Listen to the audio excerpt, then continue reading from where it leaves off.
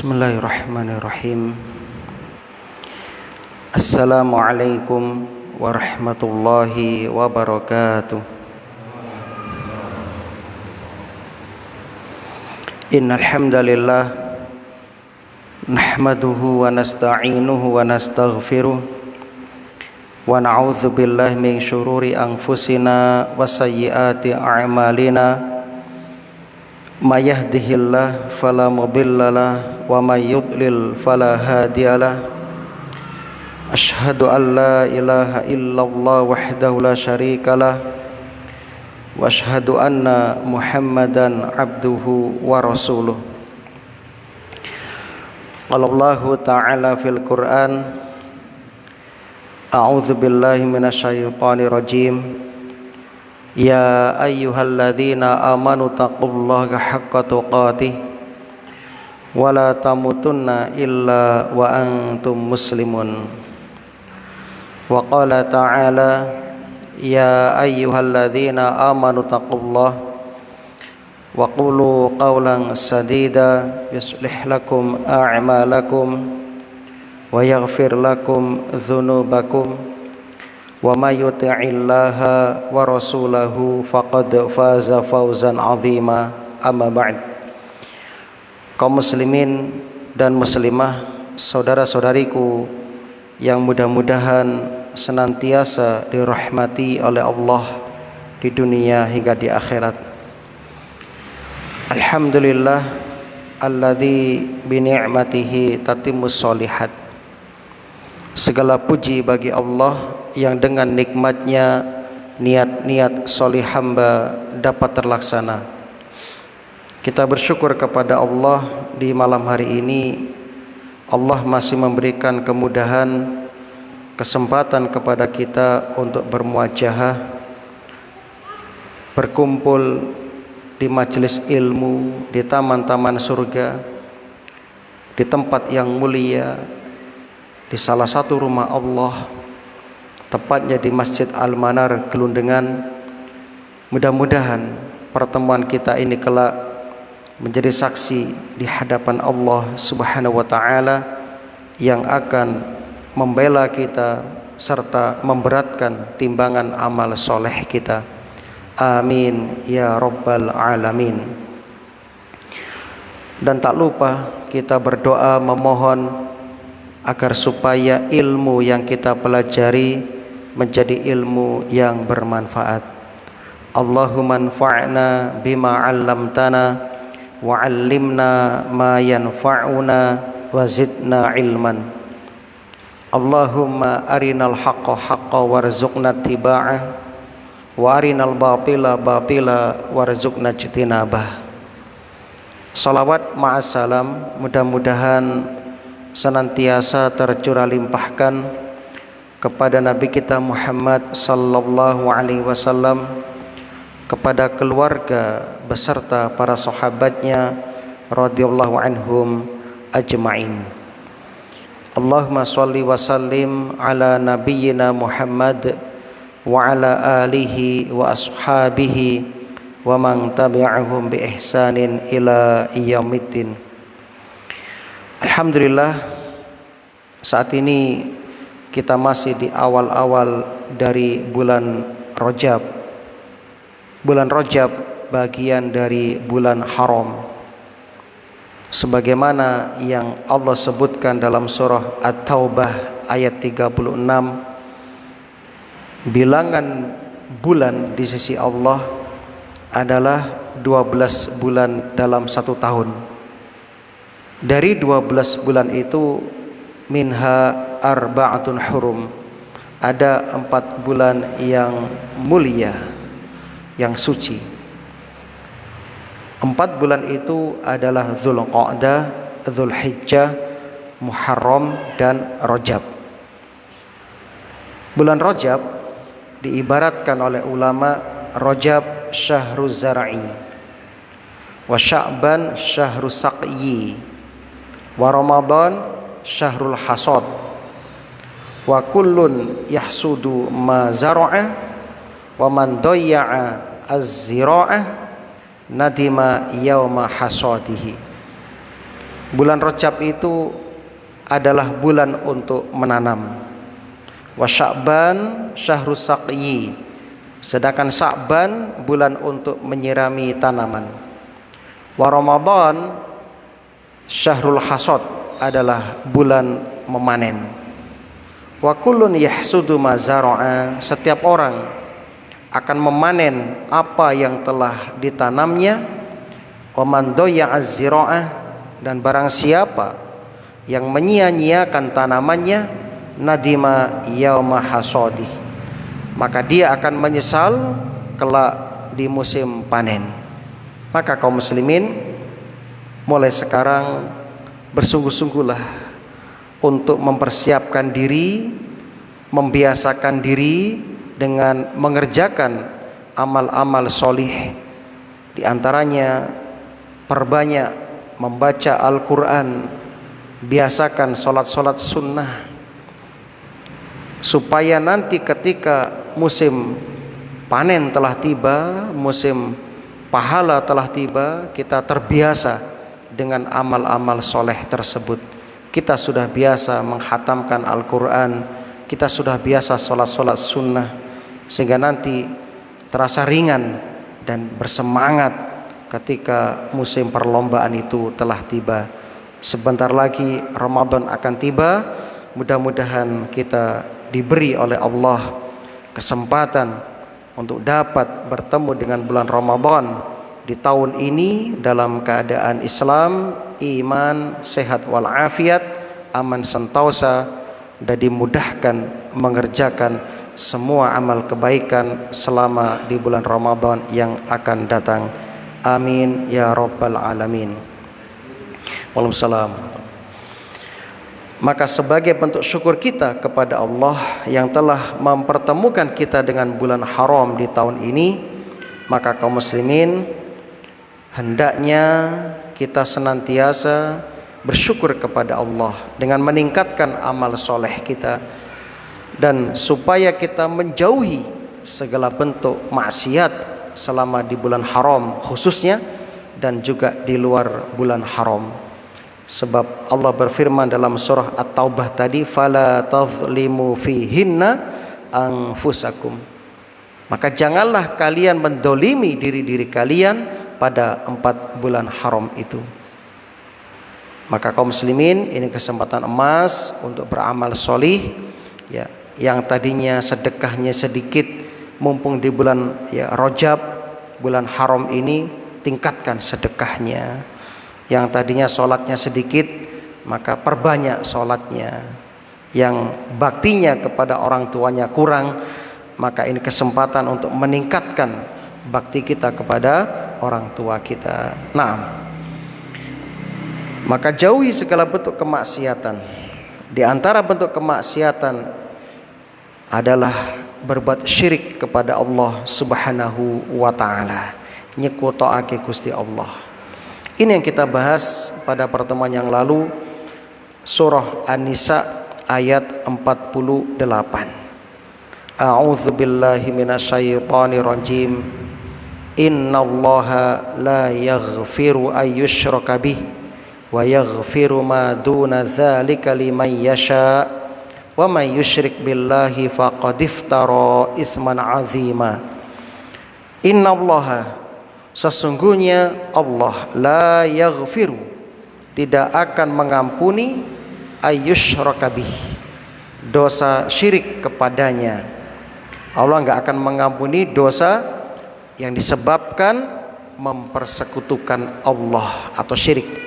Wa yaghfiru ma duna dzalik, dan Allah akan mengampuni apa saja bentuk dosa itu selain syirik, lima yasha, bagi siapa yang Allah kehendaki.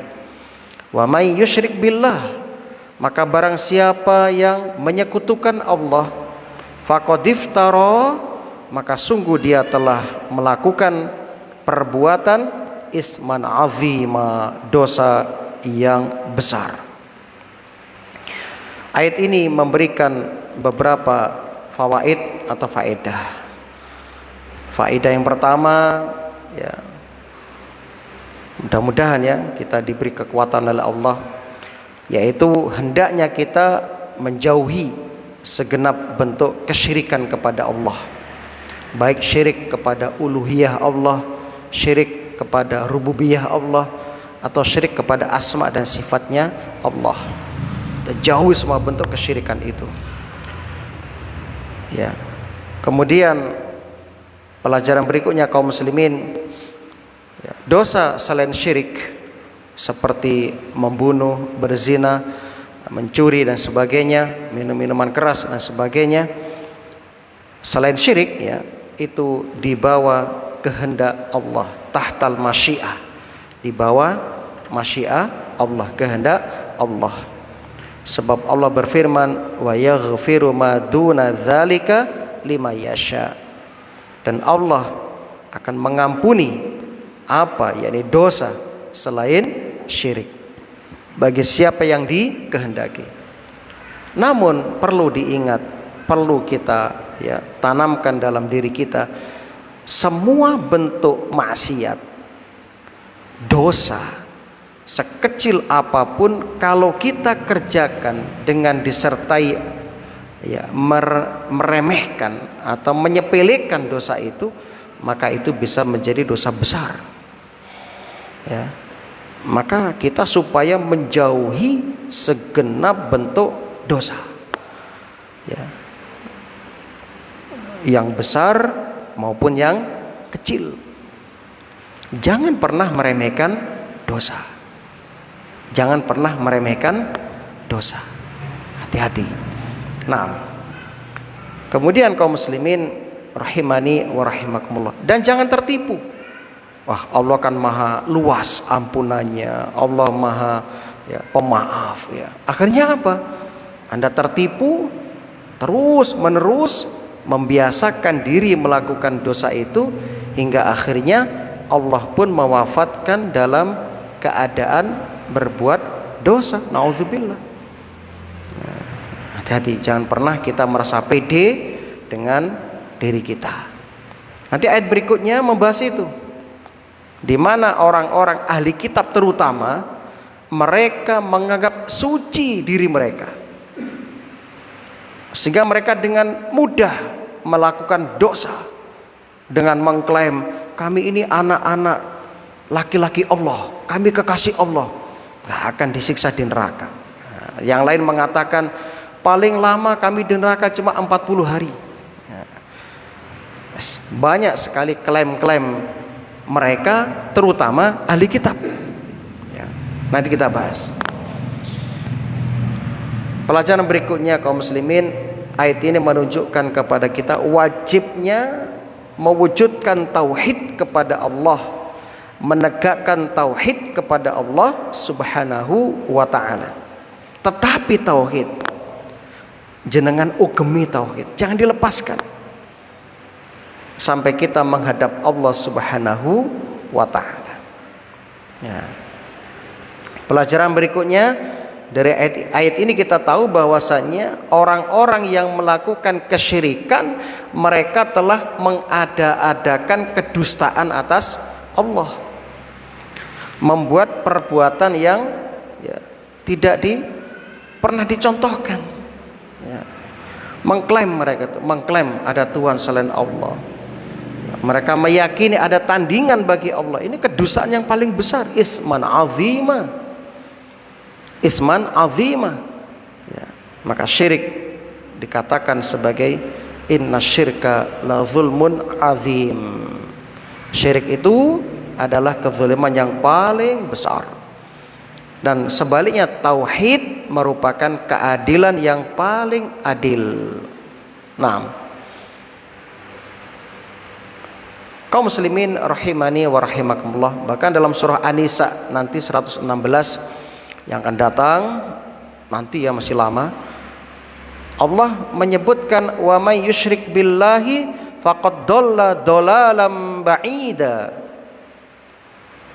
Barang siapa yang menyekutukan Allah, maka sungguh dia telah melakukan kesesatan yang jauh, kesesatan yang dalam ya.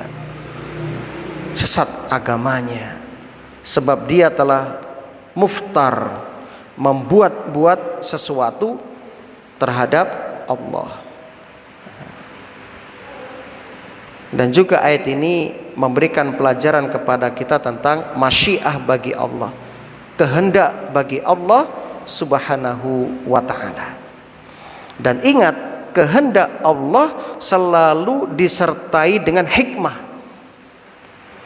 Pasti kehendak Allah itu bijaksana, ya. Sebagaimana yang Allah sebutkan dalam surah wa ma tasyauna illa ayyasha Allah innallaha kana aliman hakima, ya. Wa ma tasyauna, dan tidaklah kalian, ya, menghendaki kecuali Allah telah menghendakinya. Sesungguhnya Allah itu alim, maha mengetahui, hakiman, lagi maha bijaksana. Nah, kaum muslimin rahimani wa rahimakumullah, ya. Kemudian kita tambah sedikit penjelasan tentang bahaya syirik. Bahaya syirik. Supaya apa? Supaya kita berusaha untuk menjauhinya. Dan perlu kami ingatkan sekali lagi, syirik itu bukanlah hanya diartikan dengan seseorang sujud kepada berhala atau seseorang mengakui ada pencipta selain Allah. Bukan hanya itu, bukan sebatas itu pengertian dari syirik, ya. Betul, ini bagian dari syirik. Namun sekali lagi, syirik itu lebih luas maknanya daripada itu, ya. Jadi segala sesuatu, ya, segala sesuatu yang harusnya itu diberikan kepada Allah namun dipalingkan kepada selain Allah, itu bagian dari syirik juga. Seperti berdoa. Berdoa itu hanya untuk Allah, kepada Allah. Namun ketika berdoa ini yang harusnya dipersembahkan atau, ya, diarahkan kepada Allah, namun dia berdoa kepada selain Allah, maka dia telah jatuh kepada syirik. Termasuk juga berkorban, ya, menyembelih binatang yang seharusnya lillah, ternyata dialihkan kepada selain Allah. Ini juga syirik. Nah, ini juga syirik. Jadi syirik itu bukan hanya sekedar sujud kepada berhala, binatang, tidak. Tapi syirik itu lebih luas daripada itu. Nah, maka kaum muslimin rahimani wa rahimakumullah, di antara, ya, bahaya syirik secara global dan ringkas, yang pertama, segala kejelekan di dunia dan akhirat itu diakibatkan oleh syirik. Ini yang pertama. Di segala kejelekan, kesulitan baik dunia maupun akhirat, itu penyebabnya adalah syirik. Yang kedua, sebab utama kesulitan di dunia dan akhirat juga karena syirik. Jadi syirik itu menyebabkan kita mendapatkan kesulitan di dunia dan di akhirat. Bahaya yang ketiga, rasa khawatir dan lepasnya rasa aman di dunia dan akhirat juga disebabkan karena syirik, ya. Jadi orang yang melakukan syirik akan dicabut darinya rasa aman, baik dunia maupun akhirat. Hal ini sebagaimana yang Allah sebutkan dalam surah Al-An'am ayat 82. Alladzina amanu walam yalbisu imanahum bidzulmin ulaika lahumul amnu wahum muhtadun. Orang-orang yang beriman dan tidak mencampur adukkan iman mereka dengan syirik atau kezaliman, maka mereka itulah orang-orang yang mendapat keamanan. Wahum muhtadun, dan mereka itu adalah orang-orang yang mendapat petunjuk. Alhamdulillah. Bahaya yang keempat, Orang yang berbuat syirik akan sesat di dunia dan akhirat. Naudzubillah. Orang yang berbuat syirik akan sesat dunia dan akhirat. Allah berfirman dalam surah An-Nisa 116 yang tadi saya bacakan, wa may yusyrik billah faqad dhalla dhalalan ba'ida. Barang siapa yang mempersekutukan sesuatu dengan Allah, maka sesungguhnya dia telah tersesat sejauh-jauhnya. Nauzubillah. Wabil khusus ini bulan haram, jauhi kesyirikan. Bahaya yang kelima, orang yang berbuat syirik akbar, syirkun akbar, syirik besar, tidak akan diampuni oleh Allah jika mati membawa syirik besar itu dan belum bertobat.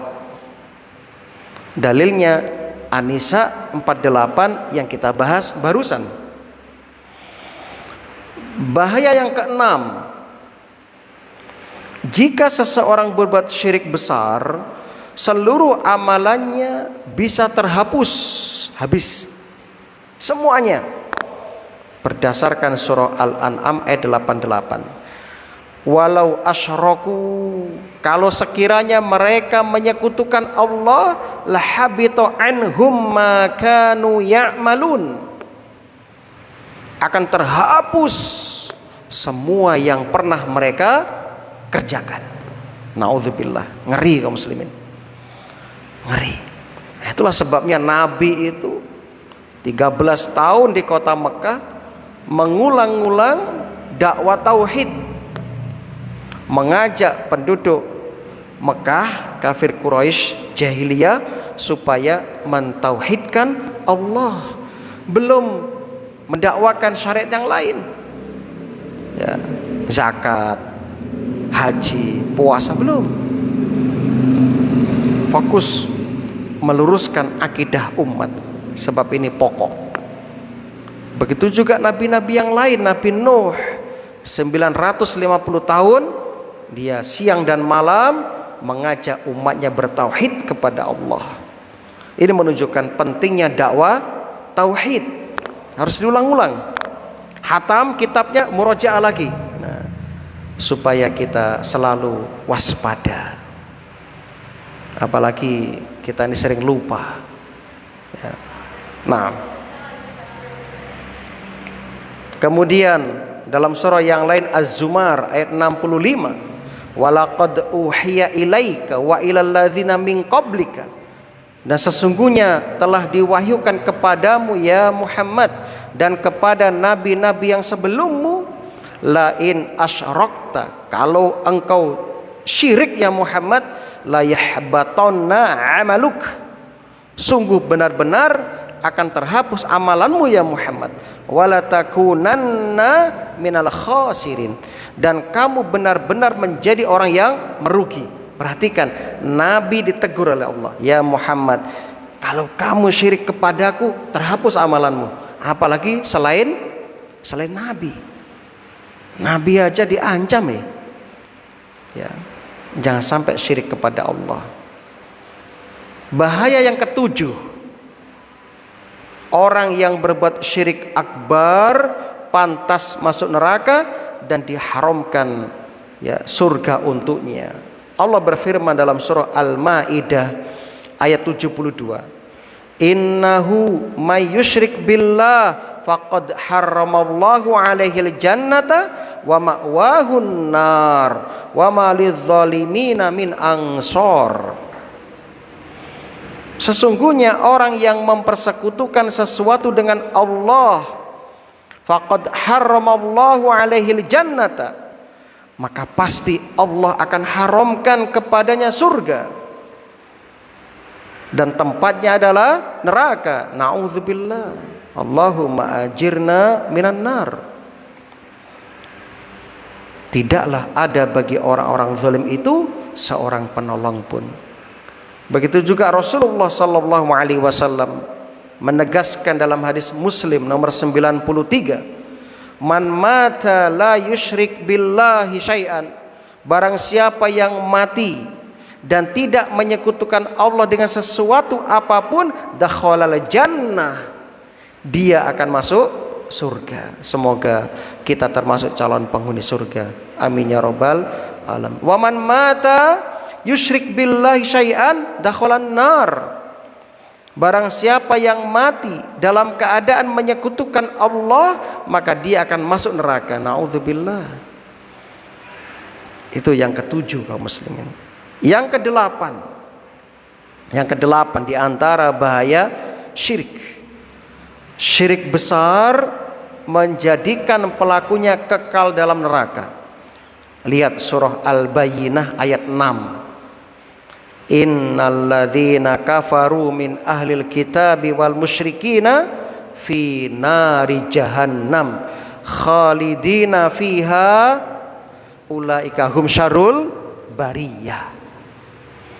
Sesungguhnya orang-orang yang kafir di antara ahli kitab dan orang-orang musyrik, mereka di dalam neraka jahanam dan mereka kekal di dalamnya, dan mereka adalah seburuk-buruk makhluk, seolah-olah menungso. Yang kesembilan di antara bahaya syirik. Syirik adalah sejelek-jelek perbuatan zalim dan sejelek-jeleknya dosa. Ya, seolah-olah dosa. Wa idz qala Luqmanu libnihi wa huwa ya'idhuhu ya bunayya la tusyrik billah innasyirka la zulmun azim. Ingatlah ketika Luqman berkata kepada anaknya ketika beliau memberikan pelajaran kepadanya, ya bunayya, wahai anakku, la tusyrik billah, janganlah engkau menyekutukan Allah. Inna syirka la zulmun azim, sesungguhnya syirik itu adalah kezaliman yang paling besar. Ini isyarat kepada orang tua hendaknya menanamkan tauhid sejak dini kepada anak-anaknya. Jangan hanya anak itu ya, diajari dunia sampai tidak paham dengan tauhid sehingga ikut arus, nggak ngerti ini perbuatan yang syirik dan sebagainya. Kemudian kaum muslimin, ya, tadi juga dikatakan oleh Allah di surat An-Nisa 48, wa may yusyrik billah faqad iftara isman azima. Barang siapa yang menyekutukan Allah, maka sungguh dia telah melakukan perbuatan dosa yang besar. Ya.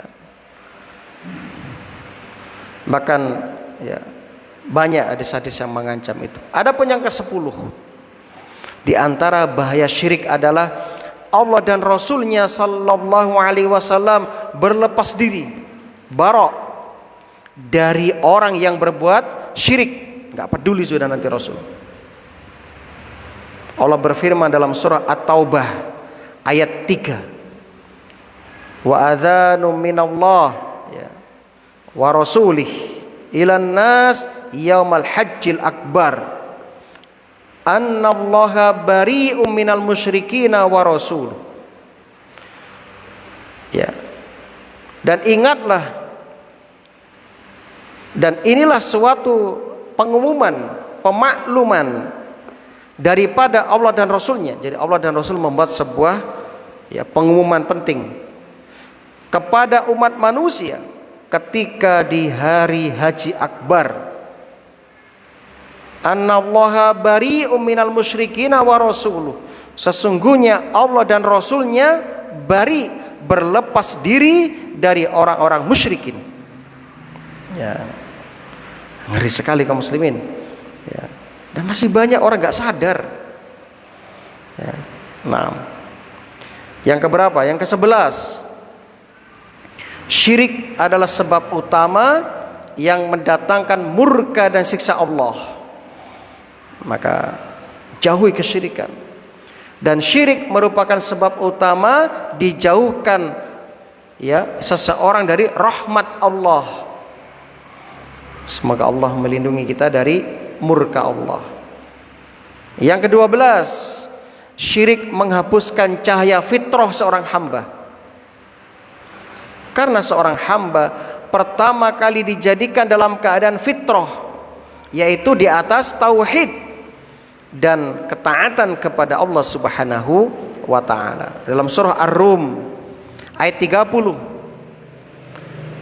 fitratallahi allati fataran nasa 'alaiha la tabdila li khalqillahi dzalikad dinul qayyim walakinna aktsaron nasi la ya'lamun. Fitratullah, tetaplah atas fitrah Allah, allati fataran nas 'alaiha, yang telah Allah menciptakan manusia menurut fitrah itu. La tabdila li khalqillahi dzalik, tidak ada perubahan pada fitrah Allah. Dzalikad dinul qayyim, itulah agama yang lurus. Walakinna aktsaron nasi la ya'lamun, tetapi kebanyakan manusia tidak mengetahui. Jadi kita itu lahir dalam keadaan Islam. Ya, orang tualah yang merubah kita. Ya. Kullu mauludin yuladu 'alal fitrah. Fa abawahu yuhawidanihi aw yumajjisanihi aw yunassiranihi. Setiap anak yang lahir itu di atas fitrah Islam, membawa karakter taat kepada Allah. Karena dalam sebelum kita lahir sudah ambil perjanjian ya. Alastu birabbikum, bala. Bukankah aku Tuhan kalian? Leres ya Allah. Sudah diambil perjanjian. Pas lahir dalam keadaan fitrah. Nah, orang tua lah yang merubah itu menjadi Yahudi, menjadi Nasrani, menjadi Majusi. Nah,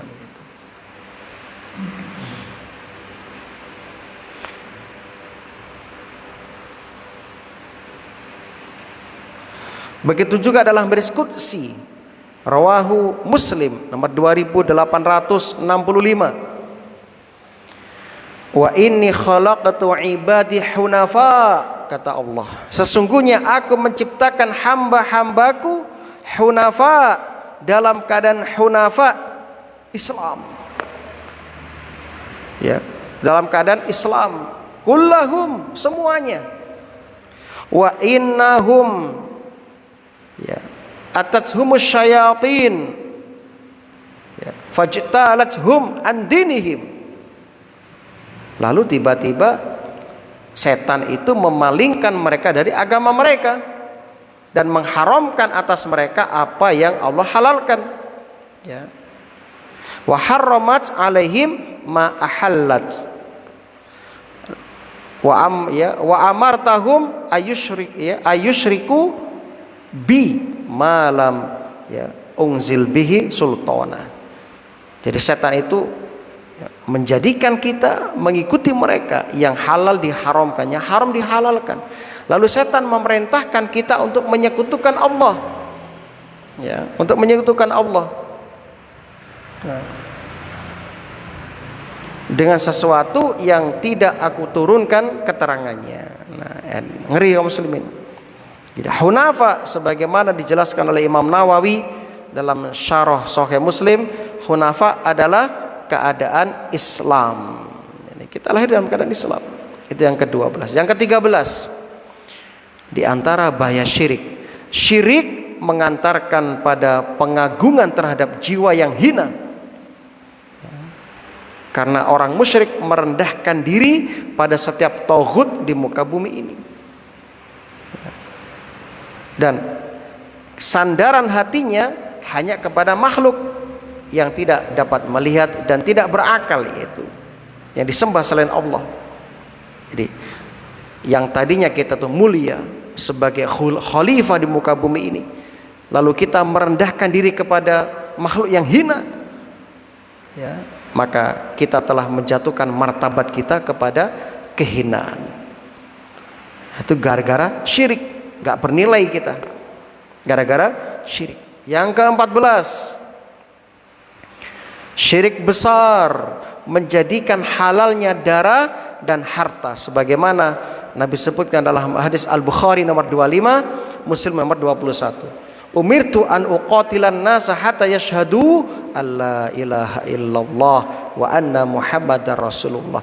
Aku diperintahkan oleh Allah untuk memerangi manusia sampai mereka bersaksi bahwasannya tidak ada Tuhan yang berhak disembah kecuali Allah dan Muhammad adalah utusan Allah. Wa yuqimus shalah, dan supaya mereka mendirikan salat, wa yutuz zakah, menunaikan zakat. Fa idza fa'alu dzalik, apabila mereka telah melakukan itu, asamu minni dima'ahum wa amwalahum illa bihaqqil Islam, maka terjagalah darah mereka, harta mereka, kecuali jika ada sebab hukum Islam, seperti kisos, rojam, ya, itu misalnya. Wa hisabuhum 'ala Allah, dan hisab mereka atas Allah. Rawahu Al-Bukhari dan Muslim. Yang ke-15, syirik besar menyebabkan permusuhan antara pelakunya dengan orang yang beriman. Sebab tidak boleh seorang mukmin berwala, berloyalitas dengan orang musyrik walau ia kerabat dekat. Allah menegaskan dalam surah Al-Mujadilah atau Al-Mujadalah ayat 22. Ya, la tajidu qauman yu'minuna billahi wal yaumil akhir. Kamu tidak akan mendapati kaum yang beriman kepada Allah dan hari akhirat, yuwadduna man haddallaha wa rasulah. Mereka saling berkasih sayang dengan orang-orang yang menentang Allah dan Rasulnya. Walau kanu aba'ahum, ya, au abna'ahum, au ikhwanahum, au ashiratahum. Walaupun mereka adalah bapak-bapak mereka, anak-anak mereka, saudara-saudara mereka, atau famili mereka. Nah, yang ke-16, syirik asghar atau syirik kecil mengurangi keimanan seseorang dan bisa menjadi wasilah atau sarana untuk jatuh kepada syirik besar. Maka tadi saya sampaikan di awal, jangan remehkan dosa. Cuma syirik kecil, jangan, gak boleh. Yang ke-17, syirik khafi, syirik yang samar, seperti syirik dalam riya dan beramal dengan tujuan dunia. Nah, syirik-syirik seperti ini akan menghapuskan amalan yang terkait dengannya saja. Misalnya baca Quran niatnya dunia, ya cuma itu yang gak diterima, yang terhapus. Dakwah niatnya dunia, itu terhapus. Nah, dan syirik khafi ini oleh Rasulullah Sallallahu Alaihi Wasallam lebih ditakutkan, lebih dikhawatirkan daripada Dajjal. Kenapa? Yang pertama, Dajjal masih jauh turunnya. Ya, yang kedua, hampir di antara kita tidak selamat dari syirik khafi ini. Karena saking lembutnya, lembutnya. Ya, sebagaimana dalam hadis yang sahih riwayat Ahmad. Ya, riwayat Ahmad. Nah, saya kira itu untuk tambahan fawaid tentang akibat dari syirik. Ayat berikutnya, ayat yang ke-49. Alam tara ilal ladzina yuzakkuna anfusahum balillahu yuzakki man yasha'u wa la yuzlamuna fatila. Alam tara, tidakkah engkau memperhatikan ilal ladzina yuzakkuna anfusahum, kepada orang-orang yang menganggap dirinya suci, terutama Yahudi Nasrani. Walaupun ayat ini bersifat umum, namun dikhususkan Yahudi Nasrani itu lebih dikhususkan, karena itu karakter mereka. Sampai sekarang, balillahu yuzakki may yasha. Sebenarnya Allah menyucikan siapa yang Dia kehendaki, wala yuzlamuna fatila. Ya. Dan mereka tidak dizalimi sedikit pun. Mereka tidak dizalimi sedikit pun. Masya Allah, kaum muslimin yang berbahagia.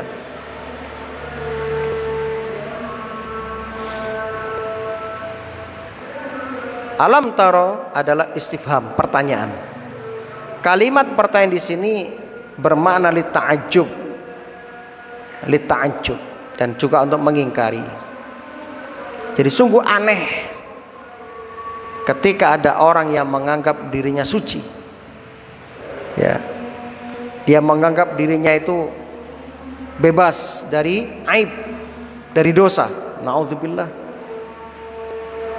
Dan ayat ini bersifat umum, tetapi ditekankan di sini adalah Yahudi Nasrani. Masuk di dalamnya Yahudi Nasrani, dan itu yang ditekankan. Kenapa ditekankan di sini Yahudi Nasrani? Sebab mereka mengatakan nahnu abna'ullahi wa ahibba'u. Sebab mereka mengklaim diri mereka sebagai anak-anak Allah dan kekasih-kekasih Allah. Nanti dijelaskan di surah Al-Maidah ayat 18, Al-Maidah 18. Dan ini bentuk tazkiyah mereka kepada diri mereka sendiri. Bahkan dalam surah Al-Baqarah 111, la yadkhulul jannata illa man kana hudan aw nasara. Tidak akan masuk surga, ora bakalan mlebu swarga kejaba wong Yahudi lan Nasrani. Ini klaim mereka, Pak. Maka tadi kita katakan ayat ini bersifat umum. Siapapun tidak boleh menganggap dirinya suci. Wabil khusus ayat ini diarahkan kepada ahli kitab, sebab mereka telah mengklaim itu, bangga mengatakan seperti itu. Bahkan dalam surah Ali Imran ayat 24 yang dulu kita bahas, lang tamassanan nar, kami tidak akan masuk neraka, kata Yahudi, illa ayyamam ma'dudat, kecuali beberapa hari saja yang bisa dihitung. Naudzubillah. Pede sekali mereka. Padahal mereka membunuh para nabi, membunuh para ulama, ya, dan mereka bermaksiat kepada Allah. Tapi mereka masih pede mengatakan kami gak akan masuk neraka, kami ya kekasih-kekasih Allah. Naudzubillah. Ya, betul-betul. Berarti orang yang menganggap dirinya suci telah menyerupai ahli kitab, menyerupai Yahudi Nasrani. Ya. Naudzubillah. Nah, kaum muslimin rahimani wa rahimakumullah.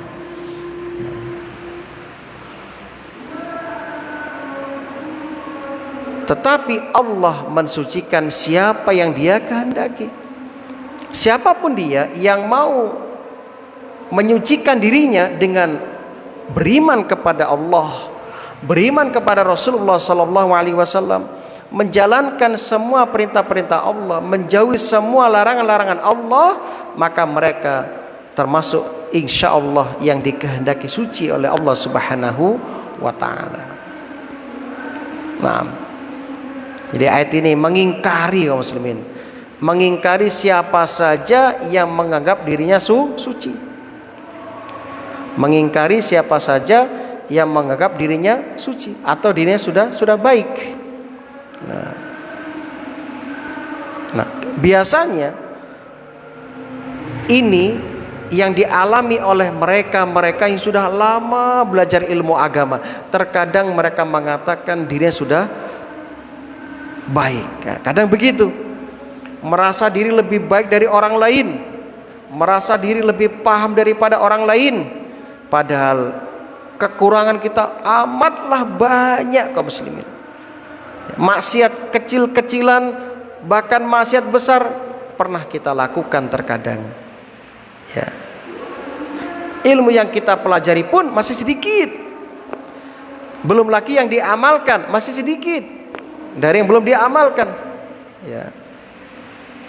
Maka prinsip kita yang harus kita pegang, jangan selalu merasa diri sudah baik, namun berusahalah terus untuk memperbaiki diri dan menjadi lebih baik.